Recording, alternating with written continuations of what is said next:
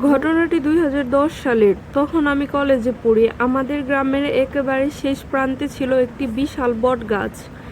গ্রামটি এতই পুরনো ছিল যে গ্রামের সবচেয়ে বয়স্ক মানুষরাও বলতে পারতেন না এটি কত বছরের গাছ। বট গাছের পাশ দিয়ে একটি কাঁচা রাস্তা চলে গেছে, আর একটু দূরেই ছিল একটি পুরনো কবরস্থান। দিনের বেলা মানুষ ওই রাস্তা ব্যবহার করলেও সন্ধ্যার পরে কেউ একা ওই দিকে যেতেন না, কারণ বহু বছর ধরে গ্রামের মানুষ একটি অদ্ভুত গল্প বলতো। প্রতি বছর কয়েকটি নির্দিষ্ট রাতে গভীর রাতের পর বটগাছের নিচ দিয়ে একটি বিয়ের শোভাযাত্রা যায়, কিন্তু সেই শোভাযাত্রায় থাকা মানুষগুলো নাকি মানুষ নয়। আমি এসব গল্প কখনোই বিশ্বাস করতাম না। একদিন ঈদের ছুটিতে শহর থেকে বাড়িতে ফিরছিলাম। রাতে গ্রামের বাজারে বন্ধুদের সঙ্গে আড্ডা দিতে দিতে সময়ের খেয়াল ছিল না। যখন বাড়ি ফেরার উদ্দেশ্যে রওনা দিলাম তখন রাত প্রায় 12:30। বাড়ি ফেরার সবচেয়ে ছোট রাস্তা ছিল সেই বট গাছের পাশ দিয়ে। বন্ধুরা বলল, আজ ওই রাস্তা দিয়ে যাস না। আমি হেসে বললাম, ভূতের ভয়ে রাস্তা দিয়ে ঘুরে যাব? কখনোই না। আমি একাই হাঁটতে শুরু করলাম। চারিদিকে নিস্তব্ধতা, শুধু ঝিঝি পোকার ডাক। আকাশে পূর্ণিমার চাঁদ। বট গাছ থেকে তখনও বেশ দূরে হঠাৎ কানের কাছে ভেসে এলো এক ঢাকের শব্দ। প্রথমে ভাবলাম হয়তো কোনো বিয়ে বাড়ি, কিন্তু আমাদের গ্রামে এত রাতে বিয়ের শোভাযাত্রা হওয়ার কথা নয়। আমি একটু এগিয়ে গেলাম। এবার শুনতে পেলাম সানাই বাজছে, সঙ্গে মানুষের হাসির শব্দ, মেয়েদের উল্লোধ্বনি।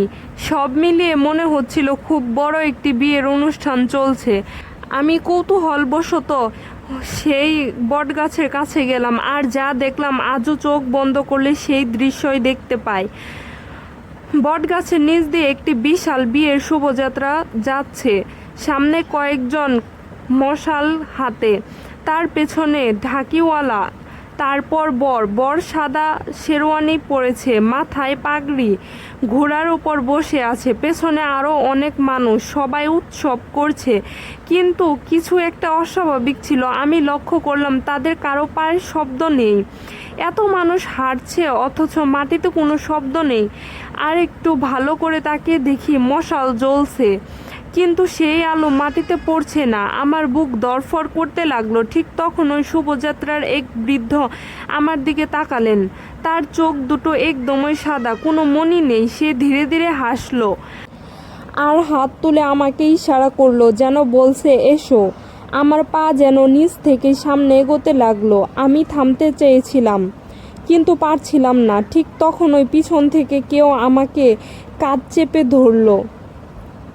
চমকে ফিরে দেখি আমাদের গ্রামের মসজিদের মুয়াজ্জিন চাচা। তিনি খুব জোরে বললেন, পেছনে তাকাবি না, আমার সঙ্গে চল। আমি যেন ঘোর থেকে বেরিয়ে এলাম। আমরা দ্রুতই হাঁটতে লাগলাম, কিন্তু পেছন থেকে তখনও ঢাকের শব্দ ভেসে আসছিল। হঠাৎ একটি মেয়ের কণ্ঠ শুনলাম, দাঁড়াও। আমি নিজের অজান্তে পেছনে তাকালাম।